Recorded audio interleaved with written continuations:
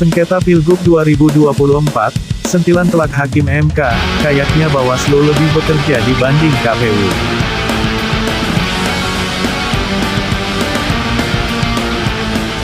Perkara nomor 265, pemilihan gubernur Provinsi Jawa Timur. Silakan. Terima kasih Yang Mulia.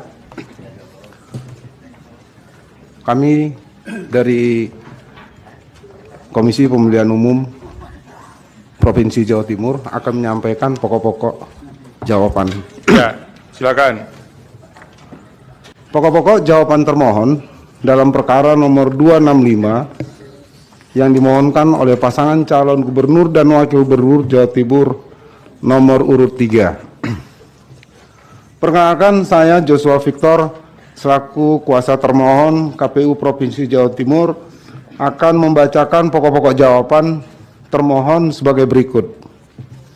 Pertama, Yang Mulia, dalam eksepsi tentu termohon akan menyampaikan eksepsi kewenangan Mahkamah Konstitusi, akan tetapi dalam perkara ini kami anggap dibacakan, Yang Mulia. Oke, dianggap tidak berwenang ya. Tentu sekali, Yang Mulia. Legal standing, Kemudian legal standing. tenggat waktu nggak dieksepsi ya. Legal standing kami bacakan sedikit, Yang Mulia. Ya, Menurut termohon, pemohon tidak memiliki kedudukan hukum ya atau udah legal standing. cukup, biar nggak usah dibacakan. Intinya kan tidak memiliki kedudukan hukum karena melewati angka apa? Kami akan mempertegas sedikit, Yang Mulia. Nggak perlu yang lain. Baik. Yang kedua, terkait dengan kedudukan hukum, Ya, bahwa digunakannya sejumlah jurisprudensi Mahkamah Konstitusi oleh pemohon. kedudukan hukum dengan legal standing kan sama. Lanjut, sekarang pokok permohonan saja. Baik, terima kasih Yang Mulia.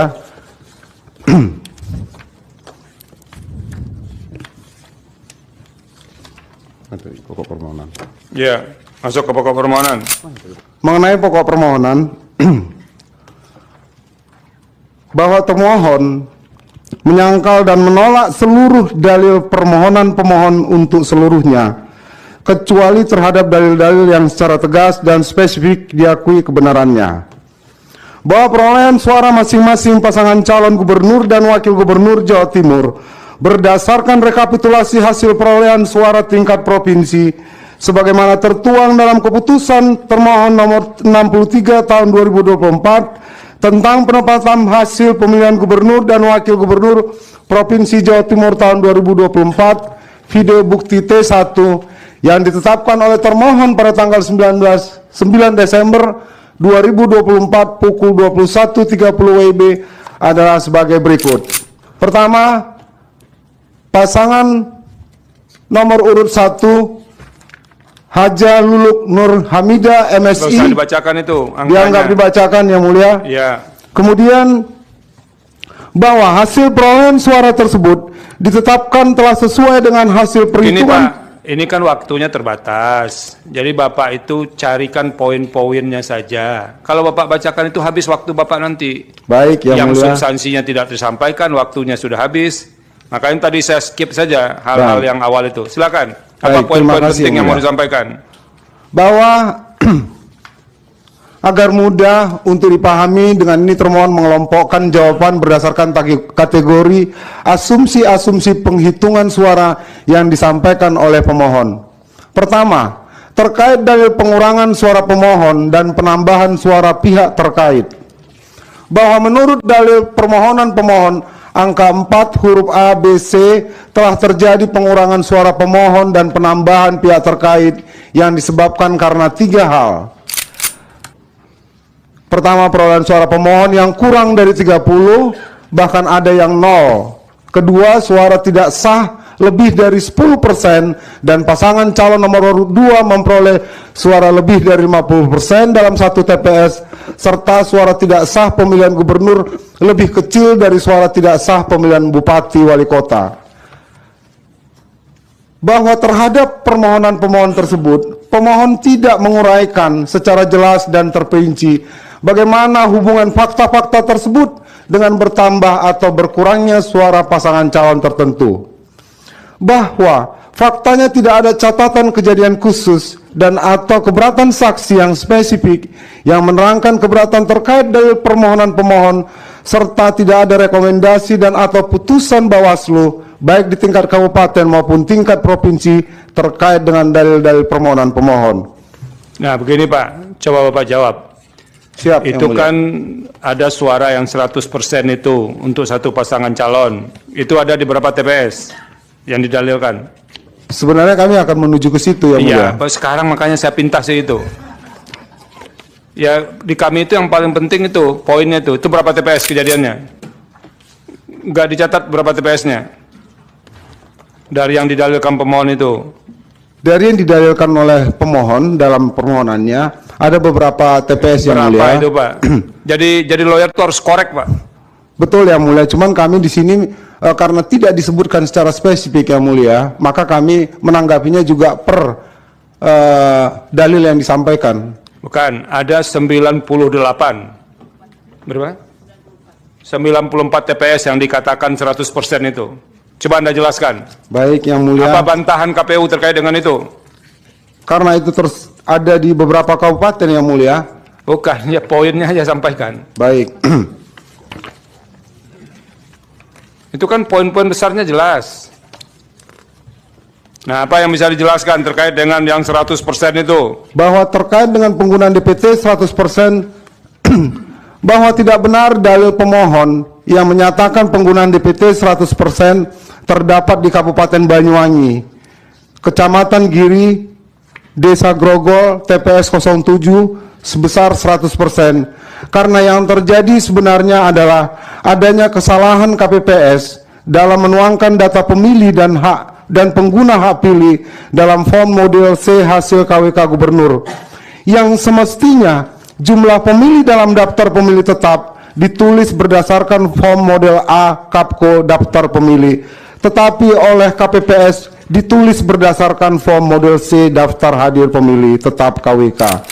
Atas permasalahan tersebut telah dilakukan perbaikan oleh KPPS pada saat itu juga di TPS 7 Desa Grogol, Kecamatan Giri, Kabupaten Banyuwangi.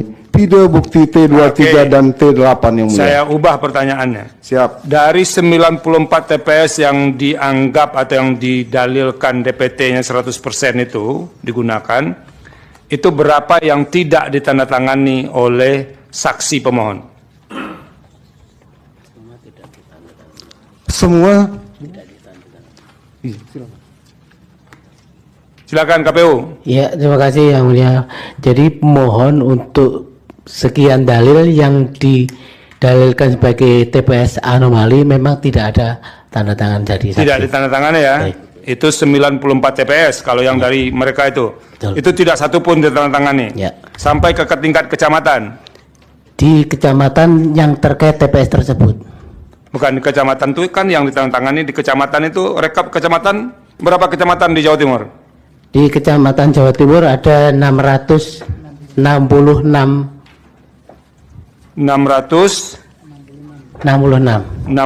kecamatan. Dari 666 kecamatan itu berapa yang tidak ditandatangani rekapnya oleh pemohon, kuasa pemohon atau saksi pemohon? Kami belum menginventarisir untuk seluruh di hasil kecamatan yang terkonfirmasi tanda tangan atau belum. Cuma yang dapat kami pastikan adalah di tingkat provinsi tidak menandatangani di hasil. Iya kan, kalau kami hakim itu Pak nelusurinya dari bawah Pak. Kan di bawah kekuasaan Bapak semua. Kalau begitu kabupaten kota berapa Jawa Timur? Kabupaten kota ada 38 kabupaten Dari kota. 38 kabupaten kota, berapa yang tidak ditandatangani oleh saksi pemohon? Keseluruhannya, Pak. Tidak ditandatangani. Iya. Kalau kecamatannya nggak tahu ya. Iya. Bawaslu ada angkanya nggak? Siap Yang Mulia. Ya, berapa itu yang tidak Dari ditandatangani kecamatan? 38, kalau kecamatan kami masih belum menginventarisir. Ya. Tapi dari kabupaten kota, dari 38 kabupaten kota, saksi pemohon Ya. menandatangani di 17 kabupaten kota. Yang 17, berarti 21 tidak ya? Ya betul Yang Mulia. Dan Kalau- di tingkat TPS, mohon maaf Yang Mulia, di tingkat TPS itu ada yang didalilkan oleh pemohon, itu ada 83 TPS. Oke. Yang terdiri dari 6 kabupaten kota Yang Mulia, 6 Oke. kabupaten kota, 7 kabupaten kota dengan Sampang. Oke. Yang Sampang itu ada 73 TPS Ya. yang ditandatangani oleh saksi pemohon, di mana saksi pemohon ada di 44 TPS, Ya. itu ditandatangani Yang Mulia. Semuanya Di tanda tangan? Di Sampang, iya, Oke. yang ada saksinya Yang Mulia di 44 TPS di Sampang. Sedangkan di 10 TPS yang ada di Banyuwangi, kemudian 2 di Banyuwangi, 1 Bondowoso, 1 Lamongan, 2 Sidoarjo, 2 Sumeneb, 2 Bojonegoro, itu ditandatangani oleh saksi pemohon Yang Mulia. Oke, terima kasih. Ini kayaknya Bawaslu lebih bekerja dibanding KPU ini. Silakan, apa lagi yang mau disampaikan? Itu kan soal yang 100% ya. Oke. Yang kedua yang harus Bapak jelaskan itu perbedaan suara sah, tidak sah antara gubernur dengan bupati wali kota itu. Silakan.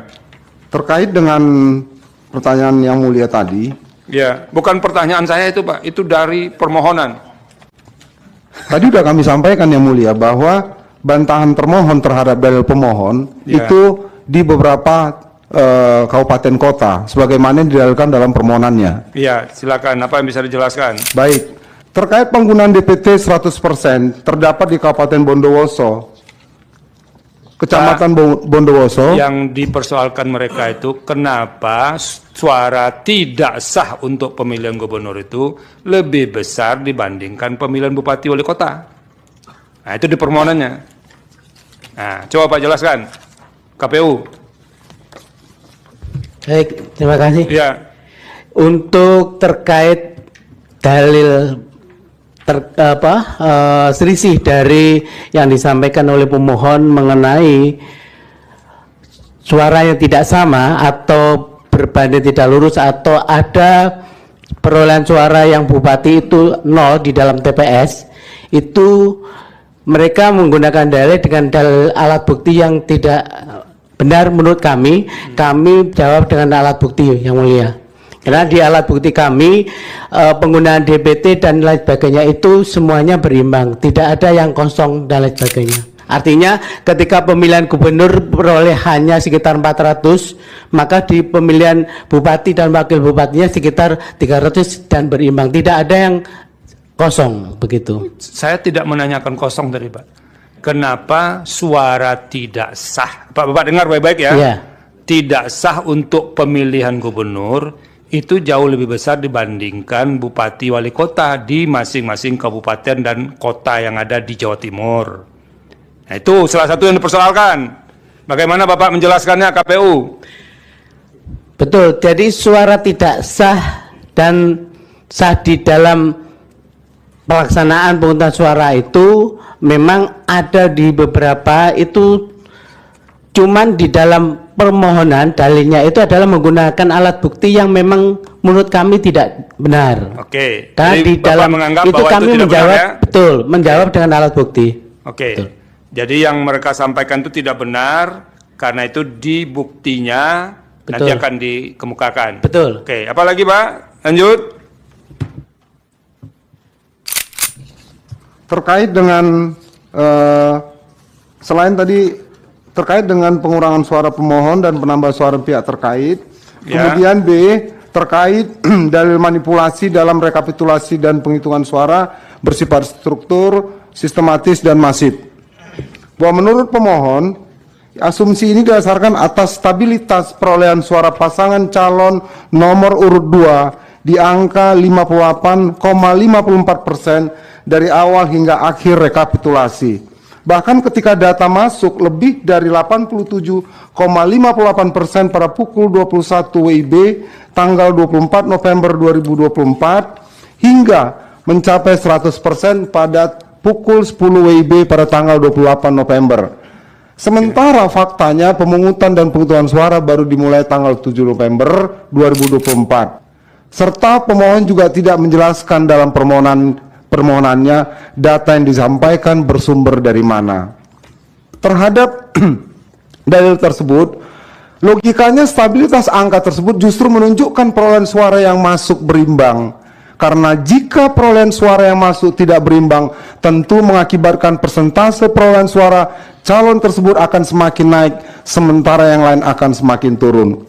Bahwa dalil permohonan pemohon yang menyatakan stabilitas suara tersebut karena pengkondisian data yang diupload dalam Sirekap tidak beralasan menurut hukum, karena data Sirekap bersumber dari TPS dan diupload oleh petugas KPPS, sehingga tidak mungkin dapat dilakukan pengkondisian oleh siapapun. Oke, cukup soal data Sirekap. Ada lagi yang lain yang mau disampaikan? Terkait dalil pembagian bansos PKH. Oke, silakan. Pembagian bansos PKH merupakan kewenangan pemerintah daerah kabupaten kota bersama pemerintah desa kelurahan, mulai dari penentuan penerima hingga waktu pembagian.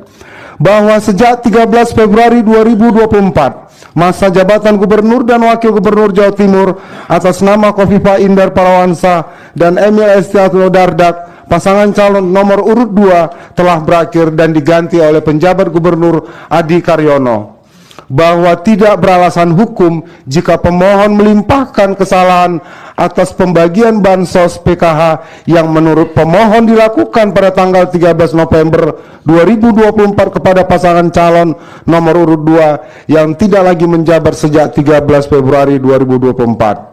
Bahwa pemohon tidak menjelaskan secara terperinci bagaimana korelasi pembagian bansos PKH dengan berkurang dan atau bertambahnya perolehan suara pasangan calon dalam pemilihan gubernur dan wakil gubernur Jawa Timur tahun 2024. Bahwa sejak diketahui 13 November 2024 hingga permohonan ini diregistrasi di mahkamah, termohon tidak mendengar adanya laporan pelanggaran terkait pembagian bansos PKH tersebut ke lembaga yang berwenang untuk memeriksa dan mengadilinya. Oke, cukup Pak. Langsung Bapak ke petitum. Atau ada yang lain yang mau ditambahkan? Ini waktunya sudah lewat Pak. Cukup Nah, yang mulia langsung mengenai poin-poin tanggapan kami. Ya, Kami kemudian masuk kepada petitum. Bahwa berdasarkan uraian sebagaimana tersebut di atas, termohon mohon kepada Yang Mulia Majelis Hakim Mahkamah Konstitusi untuk menjatuhkan putusan sebagai berikut. Dalam eksepsi, mengabulkan eksepsi termohon. Dalam pokok perkara, menolak permohonan pemohon untuk seluruhnya. Menyatakan benar dan tetap berlaku keputusan Komisi Pemilihan Umum Provinsi Jawa Timur nomor 63 tahun 2024 tentang penetapan hasil pemilihan gubernur dan wakil gubernur Provinsi Jawa Timur tahun 2024 tanggal 9 Desember tahun 2024. Ketiga, menetapkan perolehan suara tahap akhir hasil pemilihan gubernur dan wakil gubernur Provinsi Jawa Timur tahun 2024 yang benar adalah sebagai berikut, dianggap dibacakan. cukup ya. Apabila Mahkamah Konstitusi berpendapat lain, mohon putusan yang seadil-adilnya. Hormat termohon, kuasanya Joshua Victor ditandatangani. Demikian Yang Mulia. Terima kasih. Jadi, Pak, besok kalau sudah dianggap menyatakan benar dan tetap berlakunya keputusan KPU nomor-nomor sekian itu, tidak usah dimintakan menetapkan lagi. Ini jadi 2 nanti, sudah ada suaranya di situ mau ditetapkan lagi. Ya Pak ya? Nah, oke. Sedikit-sedikit harus juga paham logika-logika yang dirumuskan dalam petitum ini.